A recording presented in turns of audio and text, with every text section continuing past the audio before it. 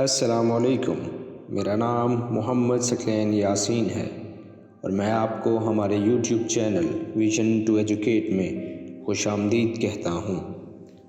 ہم پڑھ رہے ہیں ناول عبداللہ، تحریر کردہ ہاشم ندیم، چیپٹر 3، سب ٹھاٹھ پڑا رہ جاوے گا۔ میں نے گھبرا کر اپنے پیچھے دیکھا، لیکن وہ بزرگ مجھ ہی سے مخاطب تھے۔ میں نے کچھ نہ سمجھتے ہوئے عبداللہ کی جانب دیکھا۔ عبداللہ نے دھیرے سے بزرگ کے کان میں کچھ کہا۔ اس نے زور سے اپنے لمبے بال جھٹکے اور مجھ پر ایک نگاہ غلط ڈالی۔ میں جانتا ہوں اس ساحر کو بھی اور اس کے سحر کو بھی۔ اس سے پوچھو کہ یہ یہاں کس پر اپنا سحر پھونکنے آیا ہے۔ یہاں اس کی دال نہیں گلے گی۔ یکا یک نہ جانے اس بوڑھے کو کیا ہوا۔ سب ٹھاٹھ پڑا رہ جاوے گا جب لات چلے گا بنجارا۔ پھر وہ بزرگ ایک دم ہی یوں مراقبے میں چلا گیا جیسے اسے ہم سب سے کوئی غرض ہی نہ رہی ہو۔ عبداللہ نے اشارے سے بھیڑ کو چھٹ جانے کا اشارہ کیا۔ سب لوگ خاموشی سے وہاں سے اٹھ کر دور ہٹ گئے۔ عبداللہ بھی میرا ہاتھ تھامے ہوئے درختوں کے سائے کی طرف چلا آیا، جہاں زمین پر ایک چٹائی بچھی ہوئی تھی۔ دفعتاً عبداللہ کو احساس ہوا کہ میرا ہاتھ تپ رہا ہے۔ اس نے جلدی سے میرے ماتھے کو چھوا۔ اوہ، تمہیں تو بہت تیز بخار ہے۔ عبداللہ نے جلدی سے گھڑے سے پانی کا ایک گلاس نکال کر مجھے پیش کیا۔ پانی پیتے ہی مجھے یوں لگا جیسے میری روح تک میں اس کی تاثیر اترتی چلی گئی ہو۔ میرا دل چاہا کہ میں عبداللہ سے پانی کا ایک اور گلاس مانگ لوں، لیکن جانے کیوں میں ایسا نہ کر سکا۔ عبداللہ نے تشویش سے میری جانب دیکھا۔ یہ حالت کب سے ہے تمہاری؟ پچھلی جمعرات سے، جب میں درگاہ سے واپس گھر پہنچا تھا تب سے اسی طرح اس بخار میں بھنک رہا ہوں۔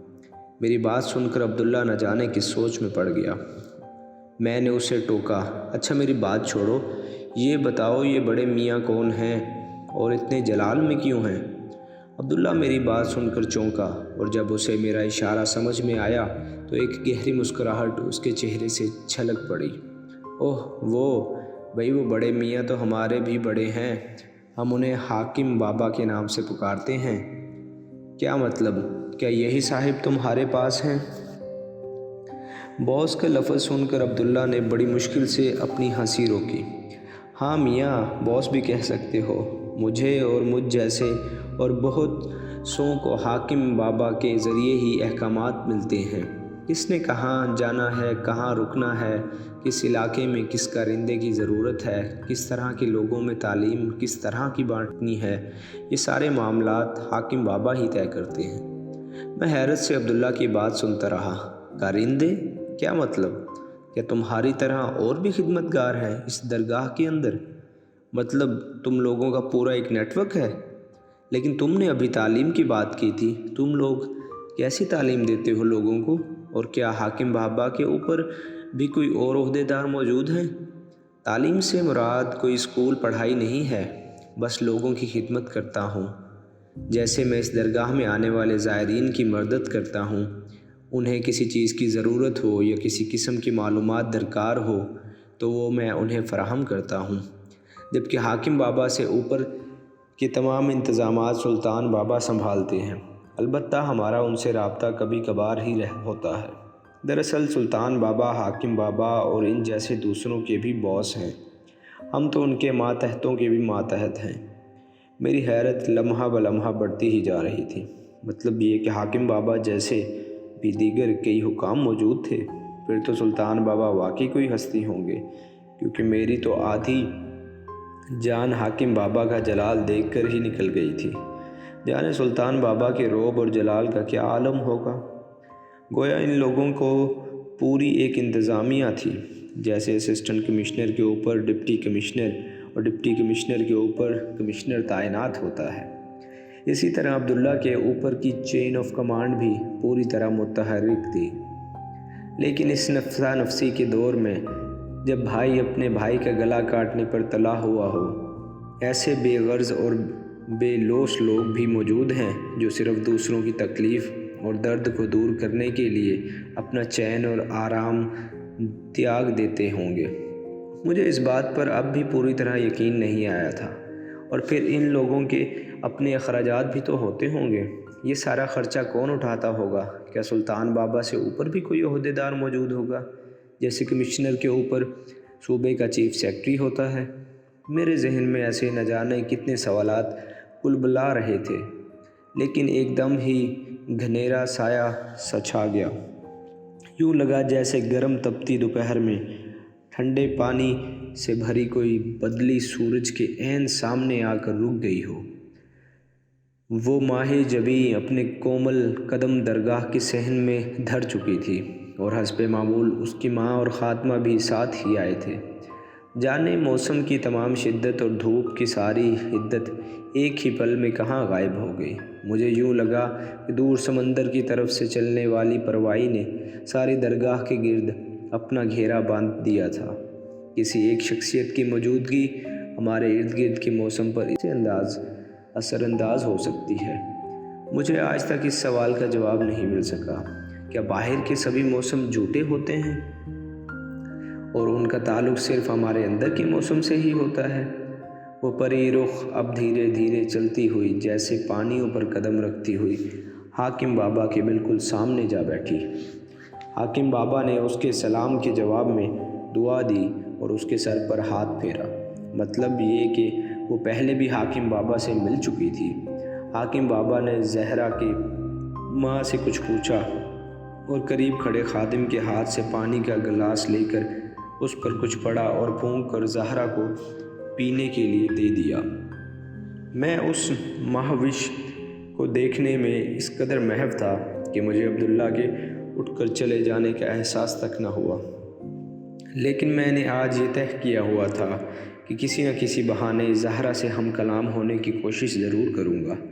اس سے یہ پوچھنے کی جسارت ضرور کروں گا کہ آخر وہ کون سی منت ہے جو اسے یہاں اس ویرانے میں اتنی دور تک کھینچ لائی ہے۔ وہ تو خود کسی منت کی طرح ہے جس کی قبولیت کے لیے ایک عالم تا عمر سجدے میں پڑا رہ جائے۔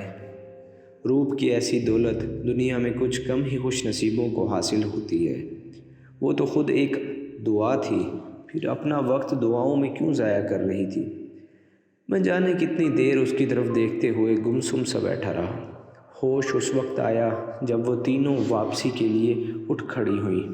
میں جلدی سے پانی کا بھرا گلاس لے کر درگاہ کے داخلی دروازے کے قریب بھیڑ سے ذرا ہٹ کر کھڑا ہو گیا، اور جب وہ تینوں میرے قریب سے گزرنے لگیں تو میں نے جلدی سے پانی کا گلاس زہرا کے سامنے کر دیا۔ وہ ٹھٹک کر رک گئی۔ اس کے پیچھے آئی اس کی ماں اور خادمہ کو بھی رکنا پڑا۔ میرے ہاتھ میں پانی کا گلاس تھا، لیکن خود میرے حلق میں شدید پیاس کے مارے کانٹوں کا ایک جنگل سا آگ آیا تھا۔ زہرا نے سوالیہ نظروں سے میری جانب دیکھا۔ مجھ سے کچھ نہیں بولا گیا۔ پھر شاید اس کی ماں نے مجھے پہچان لیا کہ میں وہی ہوں جس نے پچھلی مرتبہ بھی زہرا کے لیے پانی پیش کیا تھا۔ وہ ہلکے سے مسکرا دی اور زہرا کے کاندھے پر ہاتھ رکھ کر بولی، لے لو بیٹا، پانی کا انکار نہیں کرتے۔ زہرا نے چپ چاپ میرے ہاتھوں سے گلاس لے کر اپنے نازک لبوں سے لگا لیا اور چند گھونٹ پی کر واپس میری جانب بڑھا دیا۔ میں اسے اس محویت سے دیکھ رہا تھا کہ مجھے احساس ہی نہیں ہوا کہ وہ ہاتھ میں گلاس لیے کھڑی ہے۔ مجبوراً اسے ہلکا سا کھنکھارنا پڑا اور پھر وہ چونک سا گیا۔ میں نے جلدی سے شرمندگی کے عالم میں گلاس واپس لے لیا اور نادم لہجے میں کہا، معاف کیجیے گا، میرا دھیان کسی اور جانب تھا۔ اس نے میری بات کا کوئی جواب نہیں دیا اور چادر درست کرتے ہوئے آگے بڑھ گئی۔ زہرا کی ماں نے گزرتے وقت میرے سر پر ہاتھ رکھا اور دعا دی، جیتے رہو بیٹا، کسی اچھے گھرانے کے لگتے ہو، خدا تمہاری آرزو پوری کرے۔ پتہ نہیں اچانک ہی میرے منہ سے کیسے نکل گیا، کیا یہاں آ کر مانگنے سے خدا ہر آرزو پوری کر دیتا ہے؟ خاتون نے لمبی سی سانس لی اور دھیرے سے کہا، ہاں بیٹا، جس کا نصیب ہو اسے ملتے زیادہ دیر نہیں لگتی، پر ہماری آزمائش شاید کچھ طویل ہے، سدا خوش رہو۔ وہ مجھے دعا دے کر آگے بڑھ گئیں۔ میں نے مناسب فاصلہ رکھ کر پیچھے دیکھا تو زہرا پہلے ہی سیڑھیاں اتر کر گاڑی میں بیٹھ چکی تھی، اور اب اس کی ماں اور خادمہ دھیرے دھیرے سیڑھیاں اتر کر جا رہی تھیں۔ آج پہلی بار میں نے زہرا اور اس کی ماں کے لباس پر غور کیا۔ وہ دونوں ہی یوپی کے مخصوص اور روایتی لباس میں ملبوس تھی۔ زہرا نے جدید وضع کا کرتا پاجامہ جبکہ ماں نے بھاری کام دار سفید شرارہ پہنا ہوا تھا۔ ان کے لہجے کی کھنک اور الفاظ کا چناؤ بھی خالص اردو تہذیب یافتہ گھرانوں والا تھا، لیکن اس گل رخ کے مرمری لب تو میری کوشش کے باوجود بھی کھل نہ سکے۔ کاش وہ ایک شکریہ کا لفظ ہی کہہ جاتی۔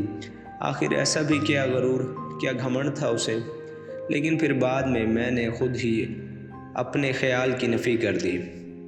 نہیں، شکریہ جیسے تکلفانہ الفاظ میں تو وہ لوگ پڑھتے ہیں جن کا تعلق اس دنیا سے ہوتا ہے، اور اس ماہرو کی تو حالت صاف چغلی کھا رہی تھی کہ وہ کسی اور پرستان کی شہزادی ہے۔ اسے اپنا ہوش ہی کہاں تھا کہ وہ ایسے ظاہری آداب کا خیال رکھ پاتی۔ زہرا کی گاڑی اسٹارٹ ہونے کی آواز کے ساتھ ہی میرے دل میں ایک عجیب سی خواہش ابھری اور میں ہاتھ میں پکڑا گلاس ساتھ کھڑے زائر کے ہاتھ میں پکڑا کر نیچے کی جانب لپکا۔ پھر ایک ساتھ تین سیڑھیاں پھلانگتا ہوا گاڑی تک پہنچا اور گاڑی کو دور ریت اڑاتی شہر کی طرف جاتی زہرا کی گاڑی کے پیچھے ڈال لی۔ جانے یہ زہرا کا گھر دیکھنے کی خواہش تھی یا پھر ایک مرتبہ اس کا روپ اپنی آنکھوں میں بھر لینے کی، لیکن میں لگاتار ان کی گاڑی کا پیچھا کرتا رہا، حتیٰ کہ شہر کا وہ بیش قیمت وضافاتی حصہ شروع ہو گیا جہاں پرانی وضع لیکن انتہائی متمول طبقے کی حویلیاں موجود تھیں۔ یہ تمام حویلیاں کئی ایکڑ پر پھیلی ہوئی تھیں اور زنانے، مردانے اور پائیں باغ کا جو تصور اب ہمارے بڑے گھروں میں تقریباً مفقود ہی ہو چکا تھا، وہاں اب بھی پورے آب و تاب کے ساتھ موجود تھا۔ زہرا کی گاڑی بھی ایک ایسی ہی عظیم الشان حویلی کے پھاٹک سے اندر داخل ہو گئی۔ میں نے اپنی گاڑی پھاٹک کے قریب لا کر روک دی۔ اندر ایک طویل سی رنگین پتھروں کی روش سے ہوتی ہوئی زہرا کی گاڑی پورچ تک پہنچ چکی تھی۔ ڈرائیور نے جلدی سے پیچھے کے دونوں دروازے کھولے اور زہرا اسی شان سے گاڑی سے اتری جو اس کی شخصیت کا خاصہ تھی۔ میں کافی دیر اسی شہر میں حویلی کے باہر اپنی گاڑی میں بیٹھا رہا اور پھر شام ڈھلے وہاں سے لوٹ آیا۔ گھر میں مما اور پاپا پریشانی کے عالم میں لان ہی میں ٹہلتے ہوئے دکھائی دے رہے تھے۔ میری گاڑی کی آواز سنتے ہی مما تیزی سے میری جانب لپکی۔ ساحر، کہاں چلے گئے تھے تم؟ کتنا پریشان تھی میں، اور تمہارے پاپا کیوں ستاتے ہو ہمیں اتنا؟ مما اور روحان سی ہو گئیں، لیکن میں انہیں منانا خوب جانتا تھا۔ ایک عجیب بات اسی دوران یہ ہوئی کہ میرا بخار نہ جانے دن کے کسی پہر میں بالکل ہی غائب ہو گیا تھا۔ میں نے مما کا ہاتھ اپنے ماتھے پر رکھ کر انہیں یقین دلایا کہ اب میں بالکل ٹھیک ہوں۔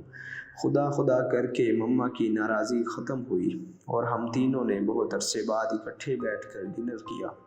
مما کی تسلی تو ہو گئی تھی، لیکن پاپا کی نگاہوں میں اب بھی بہت سے سوالات مچل رہے تھے۔ آخر ڈنر کے بعد جب ہم سب لان میں بیٹھے تھے تو پاپا نے مما سے خاص ان کے ہاتھ کی بنی ہوئی کافی کی فرمائش کی اور وہ اٹھ کر کافی بنانے چلے گئیں تو پاپا کو موقع مل گیا۔ انہوں نے مما کے اندر جاتے ہی جلدی سے کہا، ہاں بھائی جوان، کوئی سگریٹ وغیرہ ہے تو نکالو، ابھی تمہاری مما واپس آ جائیں گی تو ان کے سامنے دھواں نکلنا اگلنا مشکل ہو جائے گا۔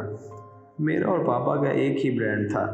میں نے انہیں جیب سے سگریٹ نکال کر پیش کی۔ ایسے موقع پر ہم باپ بیٹا نہیں بلکہ صرف بہت اچھے دوستوں کی طرح برتاؤ کرتے تھے، لیکن آج میرا سگریٹ پینے کو جی نہیں چاہ رہا تھا۔ پاپا نے سگریٹ سلگا کر ہونٹوں سے لگائی اور میری جانب غور سے دیکھا۔ تم نہیں پیو گے آج؟ نہیں پاپا جی، نہیں چاہ رہا، دل نہیں چاہ رہا۔ کچھ دنوں سے دیکھ رہا ہوں کہ تم ہر چیز سے کچھ اکتا سے گئے ہو۔ خیریت تو ہے؟ کوئی خاص وجہ؟ اور پھر یہ بخار؟ کچھ تو ہے جو شیئر نہیں کرو گے؟ اگر شیئر نہیں کرو گے تو پھر بات آگے کیسے بڑھے گی؟ میں نے ایک لمبی سی سانس لی اور مما کے آنے سے پہلے مختصراً زہرا اور اس درگاہ کے بارے میں ہر بات بتا دی۔ مما کافی لے کر آئیں تو ہماری گفتگو میں کچھ دیر کا وقفہ آیا۔ کافی پینے کے بعد مما کی USA سے ایک ضروری فون کال آ گئی اور مجھے اور پاپا کو پھر سے کھل کر بات کرنے کا موقع مل گیا۔ कहीं तुम्हें उस लड़की से मोहब्बत तो नहीं हो गई? मोहब्बत? नो वे पापा, उसने आज तक कभी मुझे इस नज़र से उठाकर देखा ही नहीं। हमारे दरमियान कभी गुफ्तगू तो क्या, एक आध नज़र तबादला भी नहीं हुआ। फिर मुझे उससे मोहब्बत कैसे हो सकती है? मोहब्बत का ताल्लुक़ लफ्ज़ों और गुफ्तगू से भला कब होता है? मैं तो उसे नज़र से नज़र का रिश्ता समझता हूँ। हाँ, अलबत्ता तुम्हारे केस में नज़र केस टकराव की भी कमी है। बहरहाल एक बात याद रखना, मोहब्बत में मुब्तला होने के लिए किसी ख़ास और लगे बंधे उसूल की कभी ज़रूरत नहीं होती। ये किसी भी लम्हे बहती हवा की तरह आपके खून के खलियों में शामिल होकर नसों में बहना शुरू कर सकती है। हो सकता है कि इस लम्हे तुम इस जज्बे को पूरी तरह समझने से कासिर रहे हो, लेकिन जब कभी तुम्हें महसूस हुआ कि ये मोहब्बत ही है तो हमें इत्तला कर देना।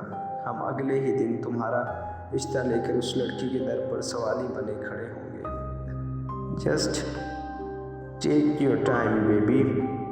पापा मेरा गाल थपथपा कर वहाँ से उठ गए, लेकिन मुझे एक नए अज़ाब में डाल गए।